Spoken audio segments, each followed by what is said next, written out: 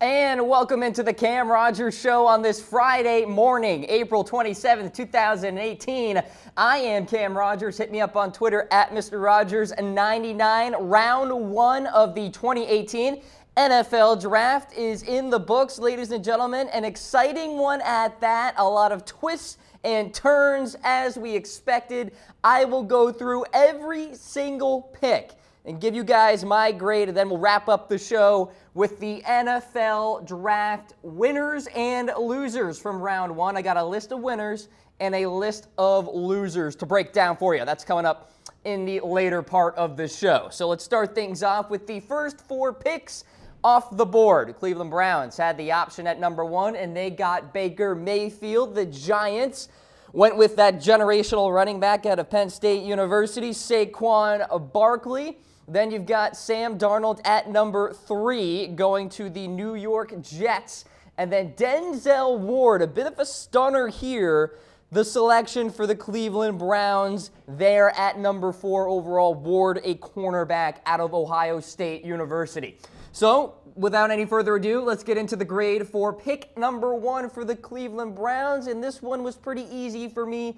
A very solid A grade. I like this. The Browns went with the number one quarterback in the draft. I think Mayfield is the most polished player at that position. You compare him to a Rosen or Darnold or Lamar Jackson, there are less question marks around Mayfield compared to those other players that I talked about there. So in that regard, Mayfield has a future in this offensive system with new OC and Todd Haley, and the pressure isn't on Mayfield to be the starter in week one of 2018. Hugh Jackson has already named Tyrod Taylor the week one starter. So perhaps Mayfield ends up redshirting, in a way, his first year, and then maybe becomes the starter in 2019. You got Drew Stanton on the roster as well. So in all, really solid pickup here. Now, for Mayfield, a gritty, competitive player. I think he fits really well in the Rust Belt there in Ohio.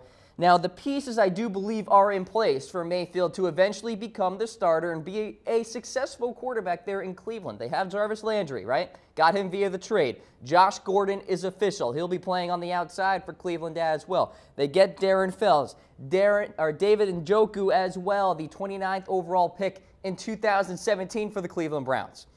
All those pieces are there, and I think the Cleveland Browns will eventually have Baker Mayfield as their starting quarterback. We know the ceiling with Tyrod Taylor. It ain't very high.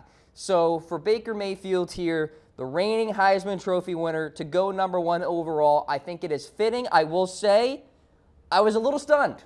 I actually thought Sam Darnold was going to be the guy at number one. I have been mocking for months Sam Darnold going to the Cleveland Browns, and it just didn't pan out that way. John Dorsey, the general manager there, kept things very close to the vest. Not many leaks in regards to what the Cleveland Browns are going to do at number one. Dorsey didn't even tell Hugh Jackson until the 11th hour, and that's when the whole Mayfield buzz really came through. So be sure to hit me up in the comments section throughout the program here today. We will showcase your comments on the broadcast. Janet saying the Browns are on the right track. I would argue they are indeed. They got a good defense as well. Some young pieces there. I like the addition of E.J. Gaines. Despite the loss of McCourty, I think that secondary is in good shape. We'll talk about Denzel Ward later. Dylan chiming in. The NFL should really stop letting the Browns pick up promising quarterbacks in the draft. Let's just hope we're not facing a Johnny Manziel situation here, Dylan, or a Brandon Weeden type deal, or heck, a Tim Couch situation. That's all I'll say about the Cleveland Browns there. A grade for them on that selection of Baker Mayfield. Now, how about the New York Giants? Did they go quarterback? No, they did not. They went with Saquon Barkley, running back out of Penn State.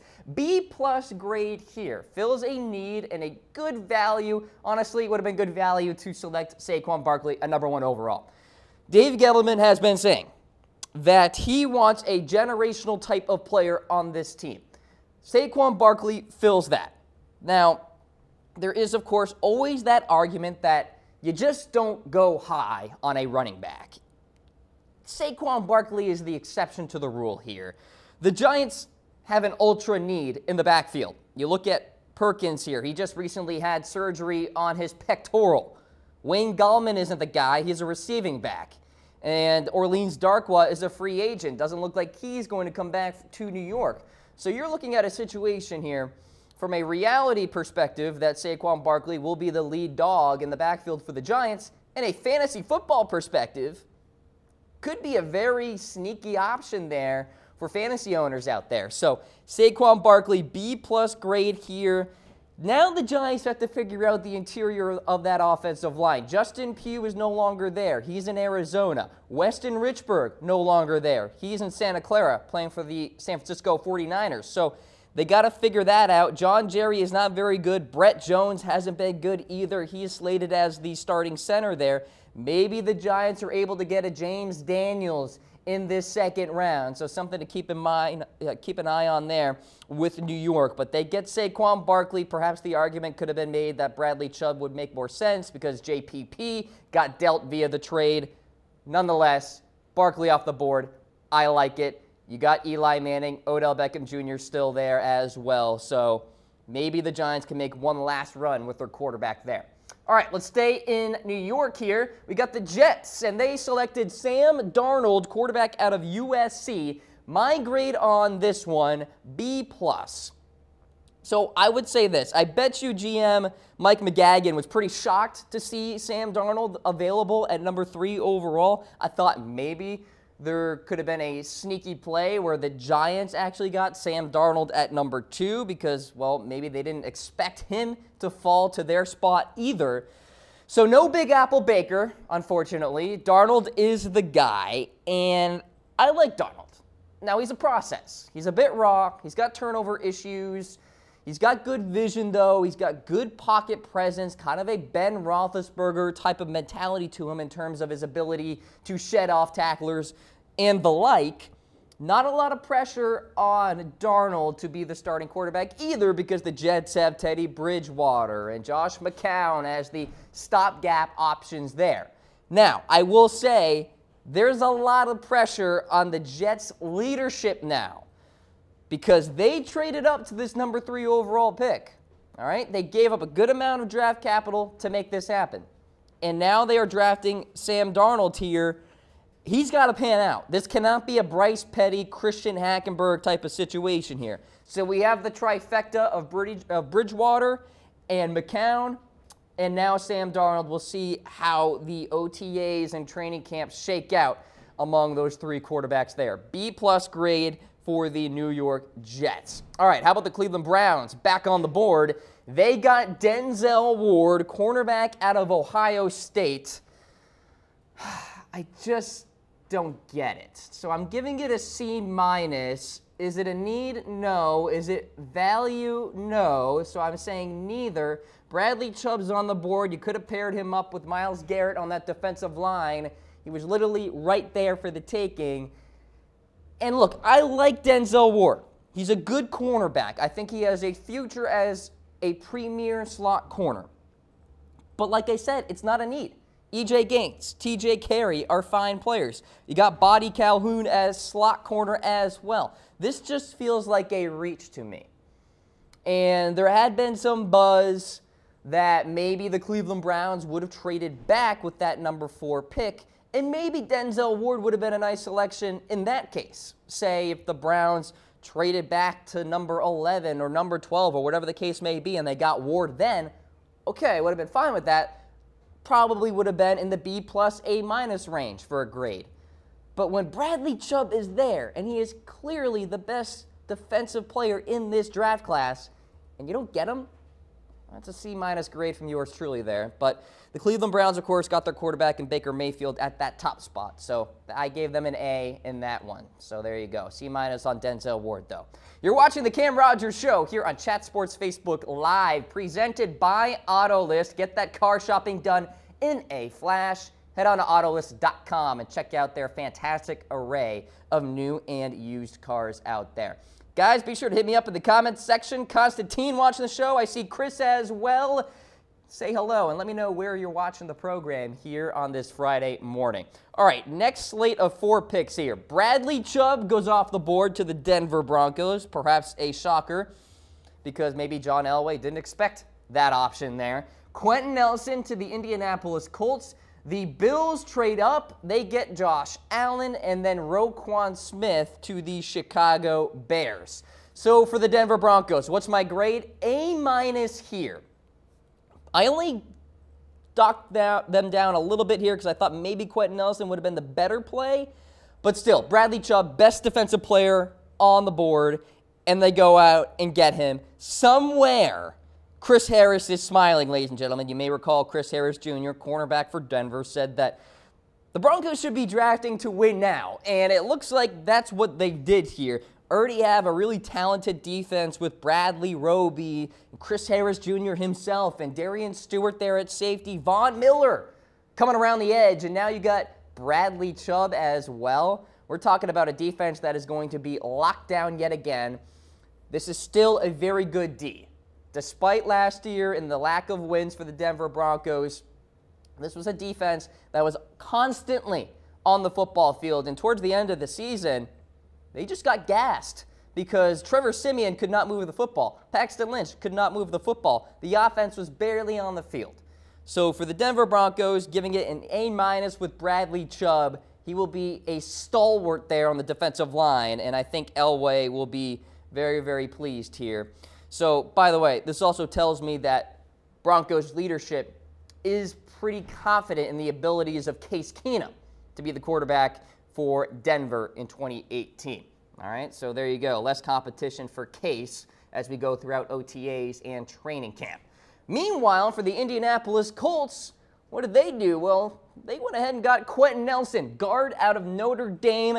Solid A pick here, ladies and gentlemen. Fills a need, fantastic value, perhaps the best overall prospect in this class. And by the way, some competition now for incumbent Jack Mewhort as well as Matt Slauson, a couple of guards there that the Colts have. I bet Nelson beats out Slauson, who's dropped off in recent play. And then you got a pretty good interior now, all right? Jack Mewhort coming back from injury, he's a good player. Then you got Ryan Kelly coming back from a health issue as well at center. And now you have Quenton Nelson. That is a good interior. Now, what's all left to be figured out here, will Andrew Luck be under center in week 1 of 2018? Luck will not be throwing throughout minicamp here, not even in warm-ups. So that's a big-time concern for me. But in terms of the draft, and this selection here in particular, solid A grade for me. I'm a little disappointed that Chris Ballard could not go out and get Andrew Norwell via free agency. Just imagine if it was Norwell and Quenton Nelson there as a guard tandem, but that's okay. Quenton Nelson there at number 6 for Indianapolis, a fine selection there. Meanwhile, for Buffalo, they moved up. They traded with the Tampa Bay Buccaneers to get their quarterback, Josh Allen, and I'm giving this a C. Not value, but a need for sure. The Bills, of course, have Nathan Peterman and A.J. McCarron, and McCarron's more of a stopgap guy at this juncture for Buffalo. I think Allen is in a position where he can become the savior of the Buffalo Bills or an afterthought in the camp of Trent Edwards and J.P. Lossmans of the world. That's where we're at. I'm not a big Josh Allen guy, but I think his arm talent is there. If offensive coordinator Brian Daboll, who is returning to the NFL, can figure out how to utilize Josh Allen and develop him well, there could be a future with this Bills franchise as a perennial playoff contender. Now, I do want to point out this stat that I mentioned on a recent episode of the Cam Rogers Show. Last season, 94% of all pass attempts in the NFL traveled between 0 and 19 yards downfield. Okay?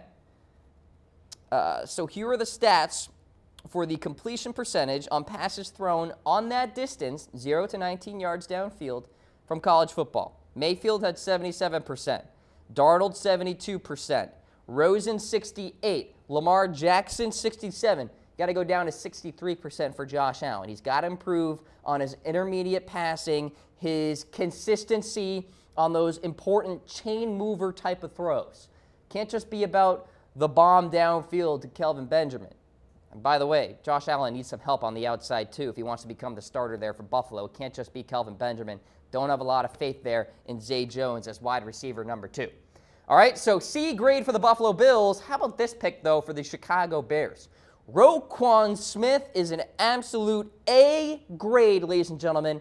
Fills a need for these Chicago Bears in that front 7. It's a perfect spot, perfect fit. Vic Fangio, the defensive coordinator there, will have a field day with this player. Heck, Fangio's going to have a field day with this entire defense. We're talking about Fuller there at corner, Prince Amukamara at corner as well. Adrian Amos had an elite year at the safety position. There's Leonard Floyd as well at linebacker. Aaron Lynch is there in the linebacking core as well. Danny Trevathan is a good player. This defense for Chicago will be good. Now, can Matt Nagy, new head coach there, and that offensive side figure it out?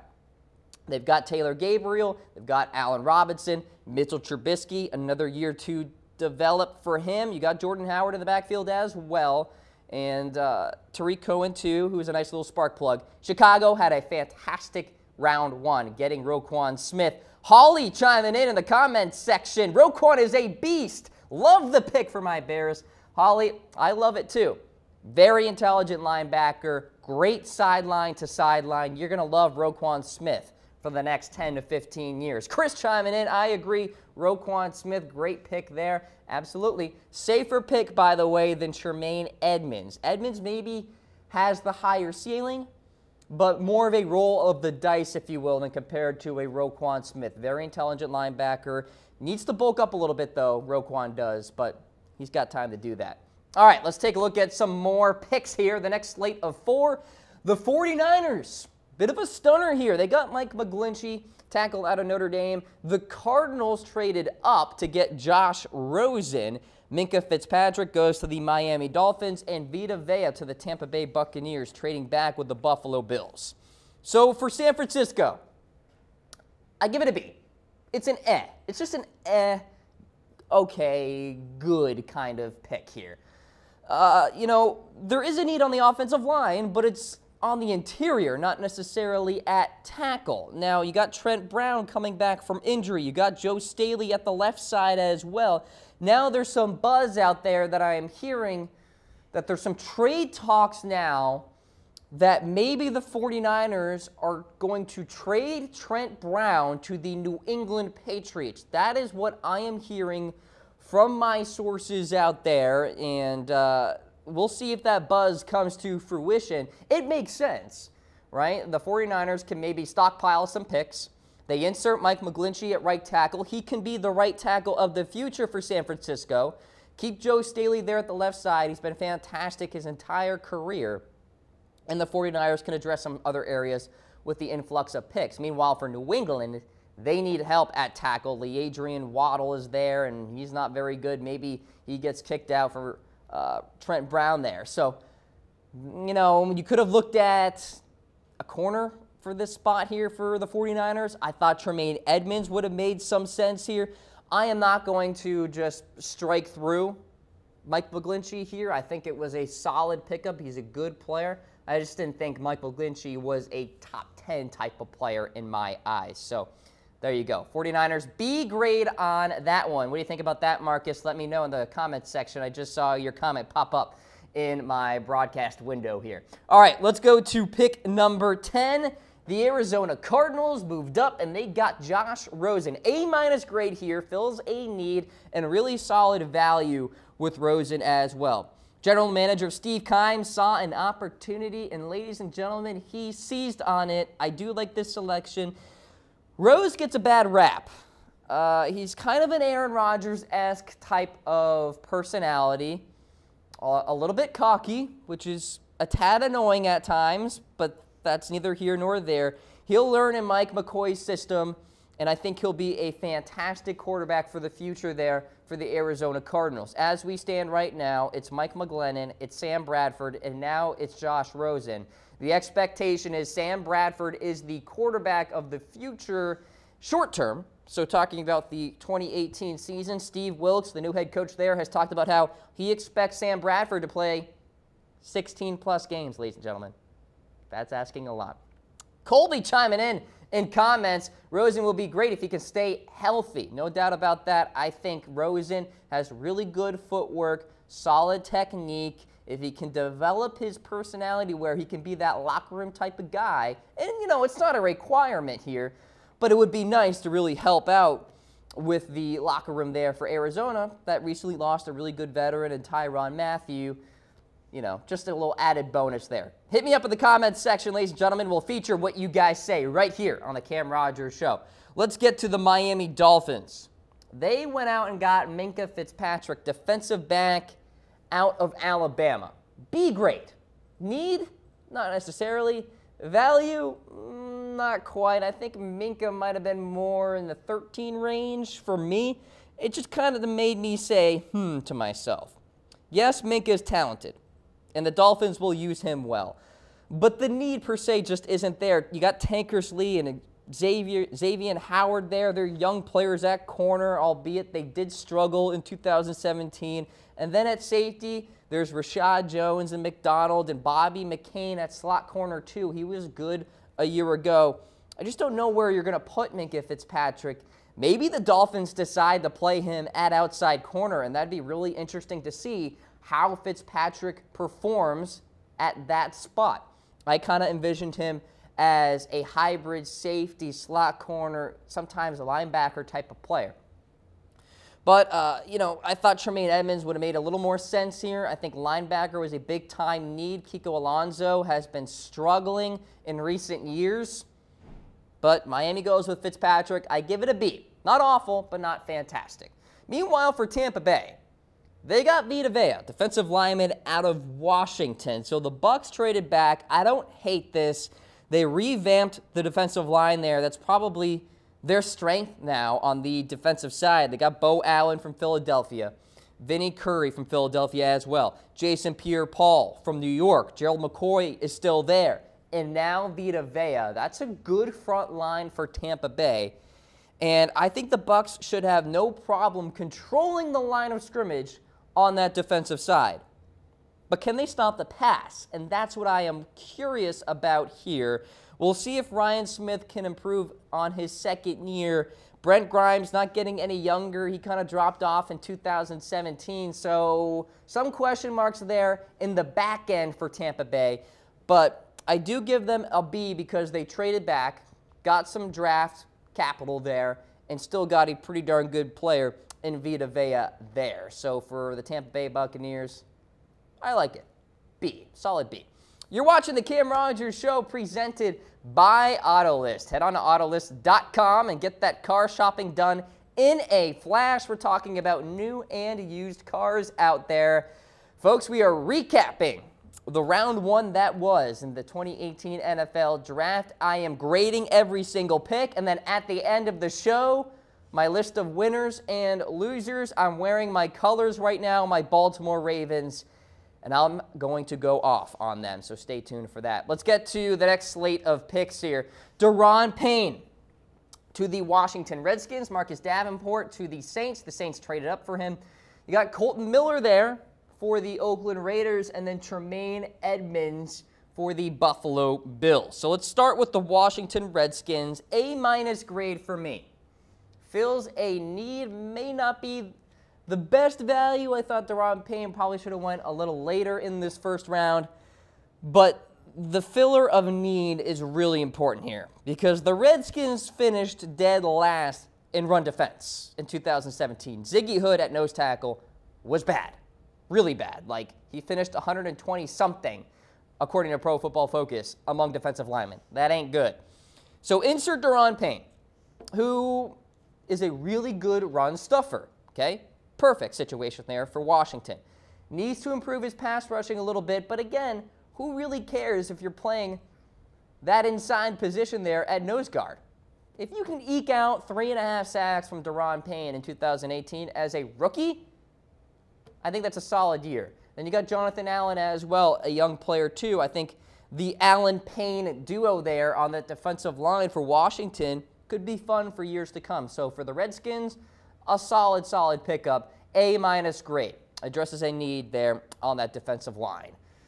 All right, New Orleans, they moved up to get Marcus Davenport. So here's the first F grade of the show. Need? Not necessarily. Value? Not even close. This just makes little sense to me.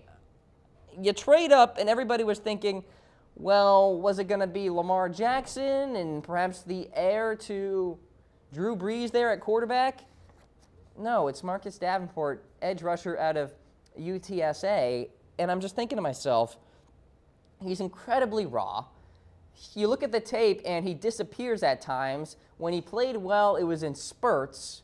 Coming out of a smaller school, and you're trading up with the Green Bay Packers to make this happen, and I bet you Davenport probably would have been available there if the Saints stayed pat at 27. So it's just like not really sure what they're doing here. They have Cam Jordan on one side at edge. They have Alex Okafor, who's coming back from injury. Maybe the Saints have concerns with Okafor and his rehab. I don't know. But I think they should have stayed and maybe have gotten a center instead of going edge rusher, to be honest with you, because Max Unger ain't getting any younger. I think a James Daniels would have made some sense there at 27. I just don't like this, guys. I don't know what you guys think. Let me know in comments. I don't like it. F grade. And I got more F grades coming, so stay tuned for that. All right, the Oakland Raiders traded back, and they got Quenton Miller at 15 overall. The only reason this isn't a D- or an F is because they traded back, and I can't dock down a team for moving back and getting some draft capital. Yeah, it addresses a need, but Quenton Miller is inconsistent at best. The right tackle spot, there's a hole there. I understand that. Maybe Quenton Miller is the successor to Donald Penn at left tackle. Penn is getting older. I understand that as well, but Tremaine Edmunds is literally right there for the taking. Like, you can get Tremaine Edmunds, an absolute athletic freak who turns 20 years old next month, at number 15 overall, and you don't pull the trigger? I don't know what general manager Reggie McKenzie was thinking here, who, by the way, played linebacker back in his day. So it's like, Quenton Miller at 15, I just don't get it. Sure, you could have went with Connor Williams or Orlando Brown in that second round. 15 overall for Nate Solder 2.0, might I add. I just don't get it. And maybe Miller starts day one, but he's as inconsistent as all get out. And I think it's a major concern. Watch the tape, ladies and gentlemen. Like, honestly, he was a part of that bad offensive line for UCLA that really put Josh Rosen in tough positions week in and week out. So let me know what you guys think. Walter chiming in. I like getting Martavis Bryant, though. Good footnote there, Walter. Martavis Bryant comes on over via a trade with the Pittsburgh Steelers. So it's Jordy Nelson, Amari Cooper, Martavis Bryant. It's a solid wide receiver core. And look, the offensive line is fine for Oakland, right? They got Rodney Hudson there on the inside. Gabe Jackson as well. Kelechi Osemele, Donald Penn. The only question mark really is right tackle. So it's an expensive offensive line. In fact, the most expensive in the NFL. But Tremaine Edmunds was right there. So Buffalo trades up because they are stunned that the Raiders passed on Edmunds, and they get Tremaine Edmunds. So the Bills insert themselves at number 16. The Ravens move back, and you go Buffalo. B+ grade here. Fills a need. Very solid value as well. Trading up and getting a really athletic linebacker to fill that void left by Preston Brown because he's now a member of the Cincinnati Bengals. I think Edmunds will be a week 1 starter at inside linebacker. That's his natural position there. But I wouldn't write off the potentiality that defensive coordinator Leslie Frazier really experiments with Tremaine Edmunds here. Maybe uses him at edge rusher a little bit. You know, I mean, you could try him out at different positions. Again, he's young, he's raw. You may want to experiment a little bit with him and see what he can do. And there's a high ceiling for this kid. And getting him at 16, that is ridiculous value in my opinion. A lot of mock drafters out there, myself included, had Tremaine Edmunds going inside that top 10 in the NFL draft. So for the Buffalo Bills to get Edmunds there at 16, I like it. All right, let's go to the next slate of picks here. We've got Derwin James with the Chargers, Jair Alexander with the Packers there at 18. They moved up to get him. Leighton Vander Esch for the Dallas Cowboys at 19, and Frank Ragnow, center out of Arkansas, to the Detroit Lions. All right, so let's zone in on the Chargers here. Los Angeles was sneaky. I give this an A grade with this selection. Derwin James, safety out of Florida State. He's a stud. Incredible value. Fills a need to a T. Why, you may ask? Because Trey Boston is a free agent. It doesn't look like he's coming back. So now you get a box safety, a hammerhead in Derwin James, who's smooth, tough, and fast. It's pretty shocking, to be honest with you guys, that he was actually available at number 17. But with all the chaos that was going on atop the board, somebody is going to fall. It's just the nature of the situation. Derwin James was that guy. And now the Los Angeles Chargers have a very fine front line. We're talking about Joey Bosa and Melvin Ingram here coming around the edge, and a really good secondary with Casey Hayward and Trevor Williams and Jason Verrett. And now you have Derwin James back there. Los Angeles Chargers are going to be a force on that defensive side. If they can figure out a way to stop the run, the interior of that defense is a little concerning. They're going to be really solid there. So Chargers get Derwin James, A grade for me, ladies and gentlemen. All right, so the Green Bay Packers, meanwhile, moved up with the Seattle Seahawks, and they got Jair Alexander, cornerback out of Louisville. C+ grade here, ladies and gentlemen. And did Green Bay really have to do this? Like, that's my question here. Was there really any point for them to move up to get Alexander? Like, I mean, Harold Landry is there for you. And by the way, it's pretty shocking that Landry is still on the board as we stand right now. So he's going to go in the second round today, most likely. I don't really get it. Green Bay has a bunch of young cornerbacks and Quenton Rawlings and Kevin King and Josh Hawkins and Lindsey Pipkins as well. A lot of young players that I think defensive coordinator Mike Quenton will get the most out of. So getting yet another young secondary player here, at least in the first round, didn't make too much sense for me. I think edge rusher probably would have been the better play. Clay Matthews is getting older. Maybe Harold Landry could be the successor to Clay Matthews. So for the Green Bay Packers, not a huge fan. C+ though, because I do like Jair Alexander as a player. He is a good cornerback. Just don't know if he should have went to the Green Bay Packers there at number 18. All right, Dallas Cowboys. They stayed pat at number 19 overall, and they got Leighton Vander Esch, linebacker out of Boise State.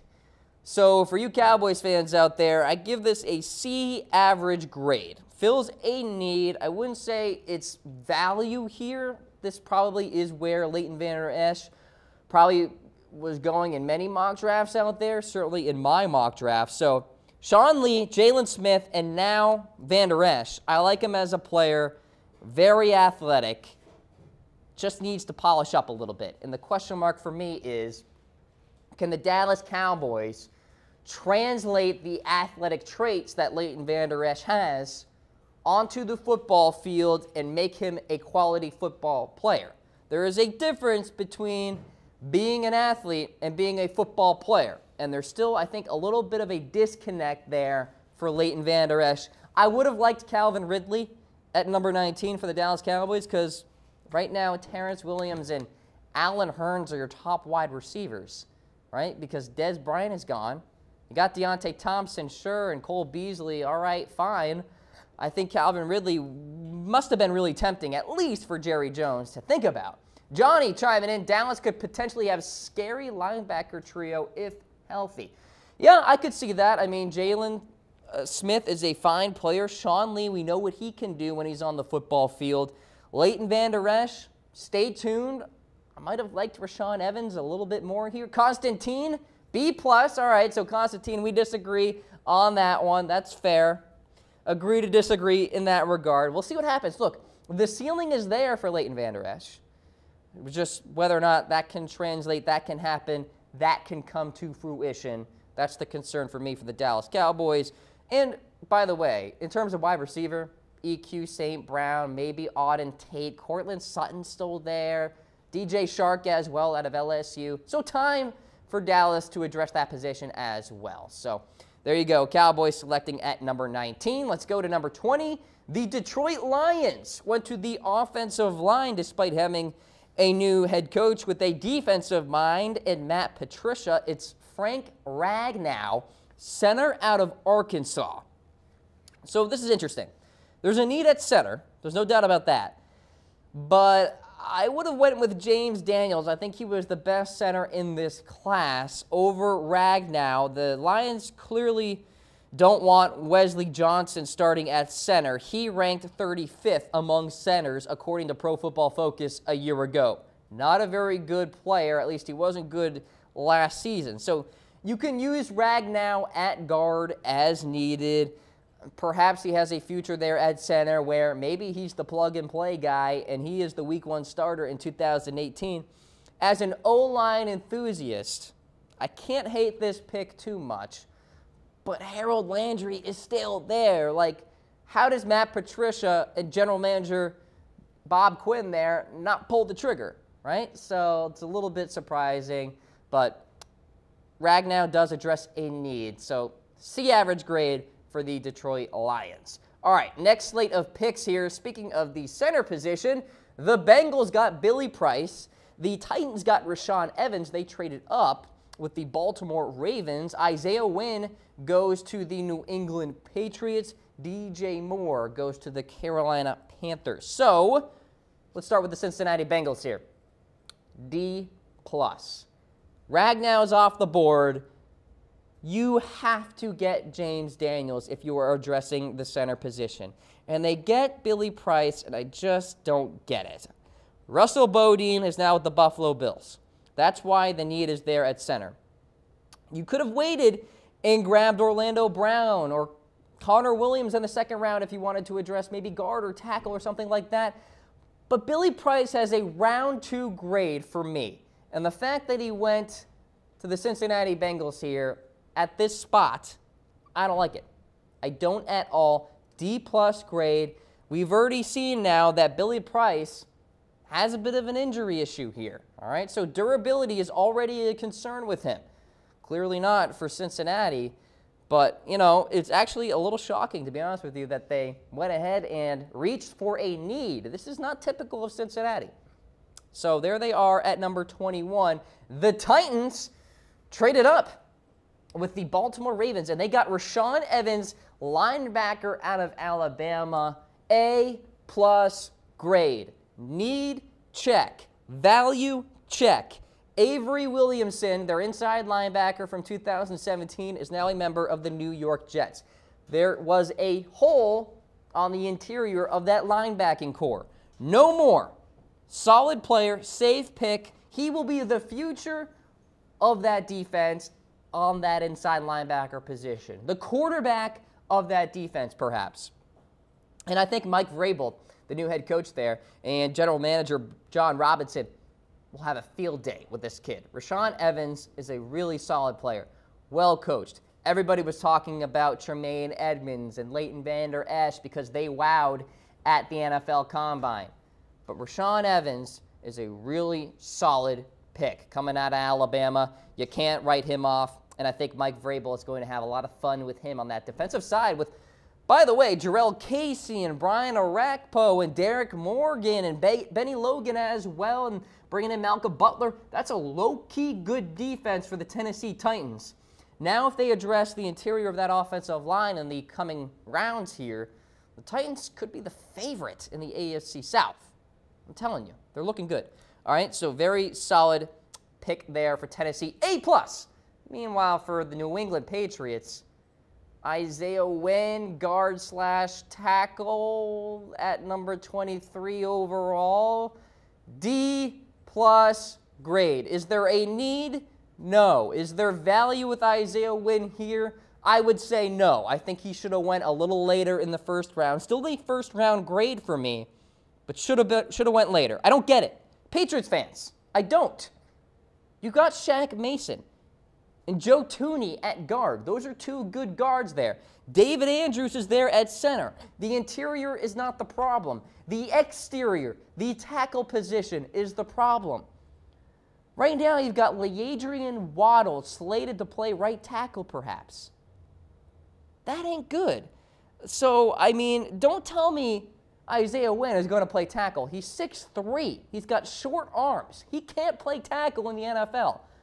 So, for the New England Patriots, I get it. Dante Scarnecchia, offensive line coach. He is a mastermind. Fine. But, I mean, Lamar Jackson was on the board here. Okay, I mean, you could have went cornerback as well. Maybe a Josh Jackson, who, by the way, is still on the board as we stand. I really liked Mike Hughes to go to the New England Patriots. Connor Williams would have made more sense than Isaiah Wynn. Williams at least fills a need at tackle. Williams has big arms, certainly longer than Isaiah Wynn's. So it's just like I'm scratching my head when the Patriots did this at number 23. So D+ grade in my eyes, and this is no anti-Patriots bias. This is me telling it to you straight. Wasn't a good pick. All right, meanwhile, for the Carolina Panthers, they got DJ Moore, wide receiver out of the University of Maryland, my alma mater. So how about this? A- grade here, fills a need and really solid value too. So the wide receiving core is shaping up nicely for Carolina. You got Devin Funchess, right? You got Torrey Smith now, and DJ Moore, a couple of Terps now on that offensive side at wide receiver. Really good value at 24, as I mentioned, and Carolina also recently extended Greg Olsen at tight end, so everything's coming together on offense. Maybe they go tackle or guard in the coming rounds here for Carolina. They got Trey Turner at one guard spot, a little bit of a question mark at the other guard spot, so maybe Carolina looks to that position. But DJ Moore, what can we say about him? Really polished wide receiver. I will say a little shocking that Ridley is still on the board at this point as we go through these picks here. Not at this point as in like in reality, but like as we go through the order here. And DJ Moore is drawing Sammy Watkins type of comparisons. You look at just the raw size and the numbers at the combine all fall in line with Sammy Watkins. So we'll see what the Carolina Panthers can do here with DJ Moore, but I think Cam Newton will like him a lot. Very sneaky fantasy football play, too. Newton firing the football downfield to DJ Moore, who, by the way, I watched with my own eyes at College Park, and DJ Moore never had a quarterback to play with, and he still went off with fantastic numbers. You tell me if you know who Caleb Rowe is, all right, or Max Bortenschlager. I bet you don't. All right, so there you go. Carolina Panthers get DJ Moore. You're watching the Cam Rogers Show here on Chat Sports Facebook Live. I am Cam Rogers. This is presented by Autolist. Head on to Autolist.com. Get that car shopping done in a flash. I'm telling you, new and used cars all right there for you guys. Do not waste your time heading to the car dealership or visiting a million sites out there. It is not worth the time, and we're all busy, right? So Autolist.com, the way to go. All right, the next slate of 4 picks here. Hayden Hurst going to the Baltimore Ravens. Calvin Ridley going to the Atlanta Falcons. How about that for some value? Rashaad Penny going to the Seattle Seahawks. And Terrell Edmonds going to the Pittsburgh Steelers. All right, guys, here we go. I am wearing my Ravens colors right now. And at number 25 overall, they selected a tight end. Hayden Hurst. F-. Is there a need? Yeah. Is there a need for a first-round tight end? No. Is there value? No. You guys remember in grade school when the teachers always said that there's no such thing as an F- and Everybody gets a trophy and stickers and happiness and flowers and sunshine and long walks on the beach and all this stuff. I'm going to tell it to you straight, Ravens fans, Raven Nation. This is a failing grade. F minus, minus, minus. I probably would have put the minuses off the graphic here. The minuses are extending into outside of your laptop, outside of your phone right now. That's how minusy this grade is. The Ravens have a need on the offensive line. You need to protect Joe Flacco. Joe Flacco needs protection on that interior. That's who he is. He is statuesque. He wants to sit there, dissect the defense, and fire the football downfield. How does Hayden Hurst fix that at all? Ryan Jensen, who had a great year in 2017, is now a member of the Tampa Bay Buccaneers. I was mad that Ryan Jensen left. But then I thought to myself, you know what? My dude Ozzie Newsome's going to address that center position. He'll get James Daniels. There's no problem here. And then I see Hayden Hurst, a tight end. Guys, tight end is like the most shallow position in the NFL. It's Gronkowski, it's Jimmy Graham, it's a drop-off, and it's Greg Olsen, and it's everybody else. And Hayden Hurst, and this is not a knock on him either, he's a good player. But I would have liked him to be drafted like in the 3rd round, in the 4th round, not in the freaking 1st round with your first pick after trading back, and James Daniels is right there. Ravens fans, I don't like it. I don't like it at all. Brian, chiming in, F minus. You're going to love him, Cam. Really reliable guy. Brian, let me say this. I hope so. And again, this is not a knock on Hayden Hurst. It is a knock on the needs for the Ravens, especially on that offensive line, that they did not address with that 25th overall pick. Sasha, agree to 100% about the Ravens. I was so disappointed. Thank you, Sasha. We can just kind of sulk in our sorrows here about this. I just don't get it. I don't get it at all, especially, if you want to go with a pass catcher, get Calvin Ridley. He's polished. He's well coached. Hayden Hurst, just another tight end that perhaps may not pan out. All right, because the Ravens have been searching for a consistent tight end since, I think, Todd Heap, in my opinion. Pitta was good, but then the back injury started. Ben Watson had a good year as well in 2017, but he's not the long-term answer, obviously, and he's no longer on the team. Whew. Rant over about the Baltimore Ravens. But there's more. Don't worry. All right, Atlanta Falcons. A- grade here with Calvin Ridley. Some serious value here, guys. I mean, Ridley falling to 26. I like this a lot for Atlanta. And you talk about a roster that is well-balanced, too. They didn't have many needs in this 1st round. They could have traded back if they really wanted to, with a team that was desperate for a wide receiver, maybe the Dallas Cowboys. Obviously, that did not happen. So great job by the Falcons here. I really do believe that Ridley could compete and perhaps surpass Mohamed Sanu there for that wide receiver number 2 slot. So it's Julio Jones, it's Calvin Ridley, a couple of Alabama players there on the outside, and then Mohamed Sanu at wide receiver number 3. So A- grade fills a need for sure, and really, really good value for the Atlanta Falcons.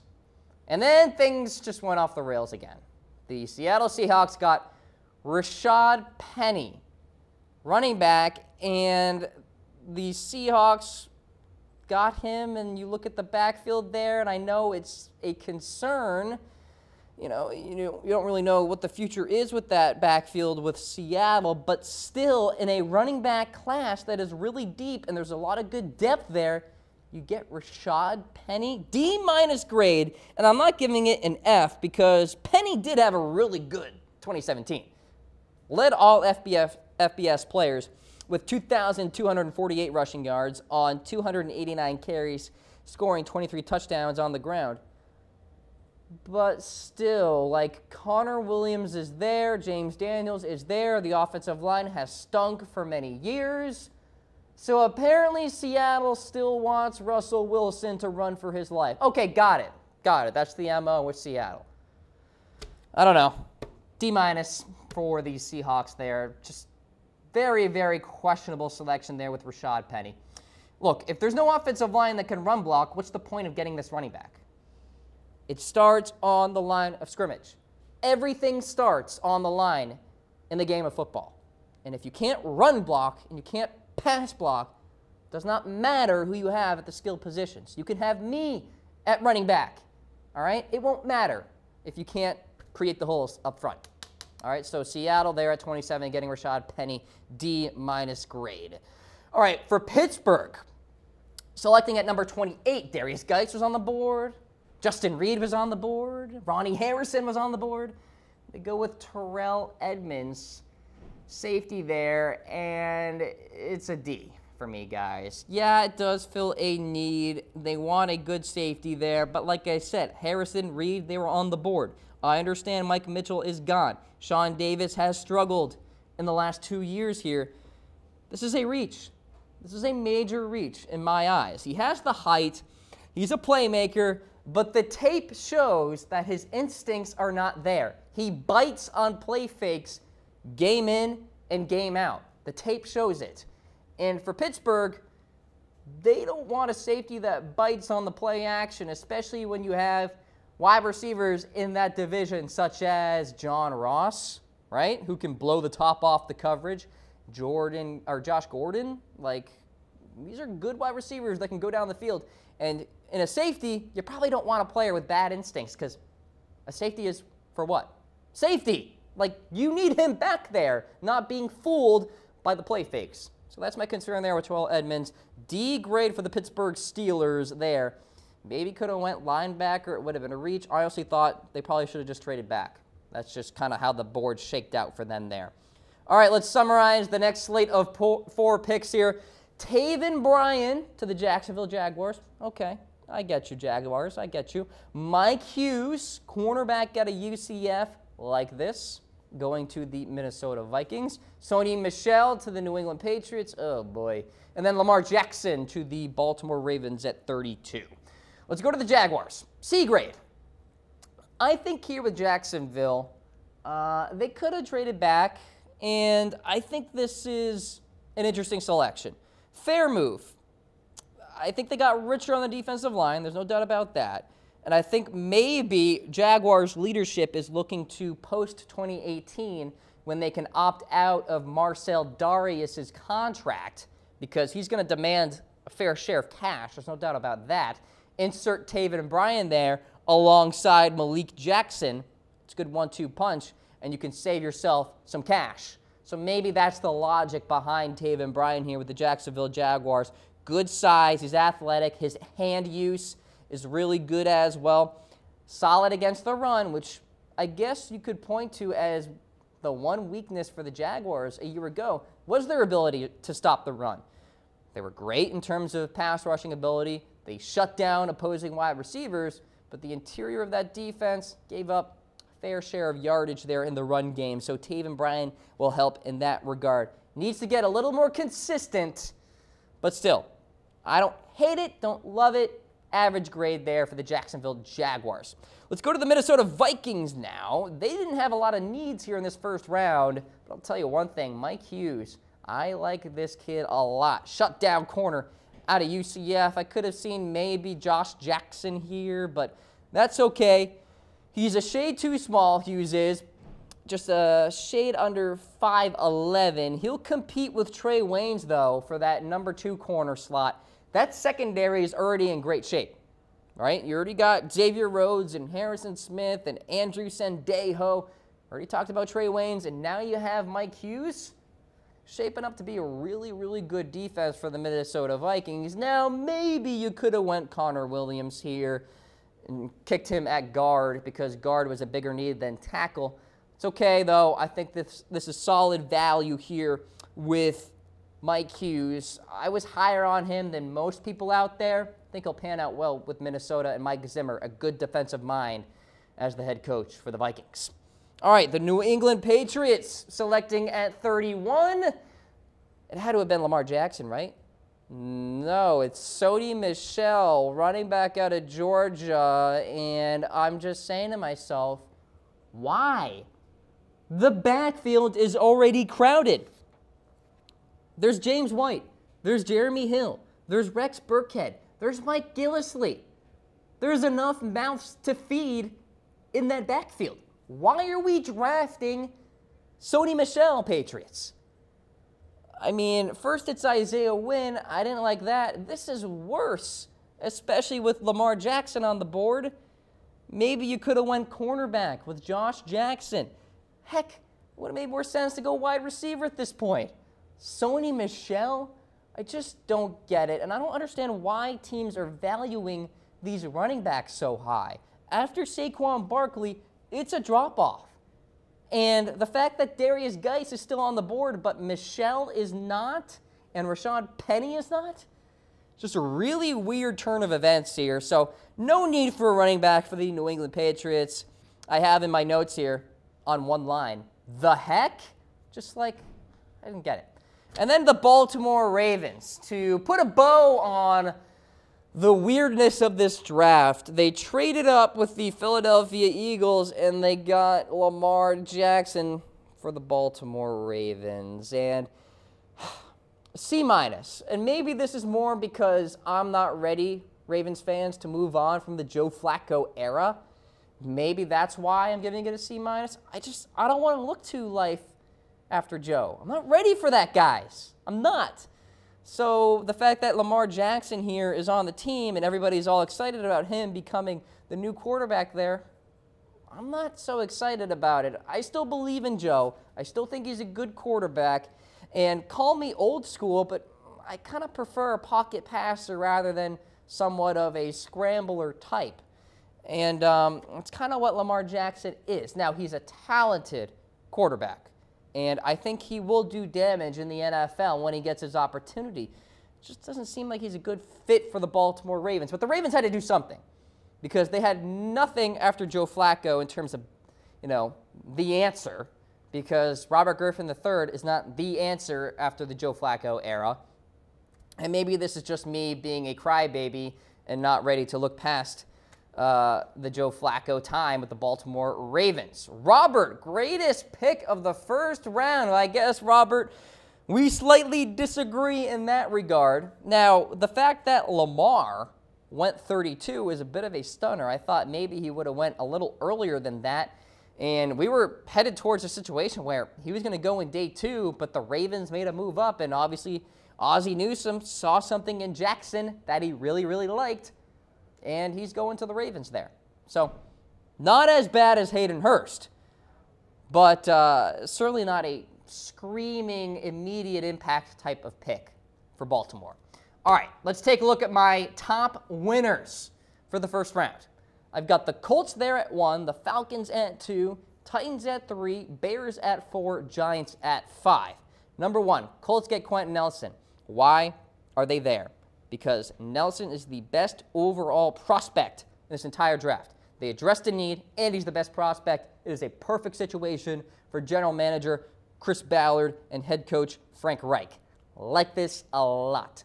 Atlanta, Calvin Ridley, are you kidding me? In the late first round, thank you very much. He will be a nice compliment to Julio Jones and Mohamed Sanu there at wide receiver. Tennessee, ooh, Rashaan Evans, are you kidding me? I like it a lot. Avery Williamson, no longer there. Evans is the future there with a good defensive mind as the head coach in Mike Vrabel, who, by the way, was a linebacker himself. And then the Chicago Bears, they got a linebacker in Roquan Smith. That fills a need, and the defense is really shaping up for Chicago. Leonard Floyd is there. Danny Trevathan is there. Aaron Lynch, and the secondary is solid as well. Really like what Chicago is putting together, and now we wait to see if that offense can come together. All right, the Giants get Saquon Barkley at 2. I consider that a win in my book. He will be a generational type of player for New York. And the losers. Number 1, Seattle, Rashaad Penny. Why? Just why? It made no sense to me, especially with other running backs on the board. If you really wanted to go RB, Darius Geis would have made more sense than Rashaad Penny. Pittsburgh, they went with Edmonds, the safety version, not the linebacker version. Didn't make sense. Justin Reed, other players were there. New England, oh my God, Isaiah Wynn, he's not playing tackle. I don't care what you say, Patriots fans. And just some curious picks there for New England in that first round. Sony Michel, come on now.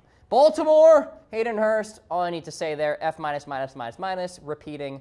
And Cincinnati, they got Billy Price there at center, but there was a better option with James Daniels. All right, folks, the winners and losers from the first round of the 2018 NFL Draft. You have watched the Cam Rogers Show. If you missed any of the video, don't you worry. Keep it right here because we are looping it for you. Round 2 coverage tonight. Day 2 coverage starts at 7 o'clock Eastern Time here on Chat Sports. I will see you here on Monday. Full recap of the NFL Draft. Take care.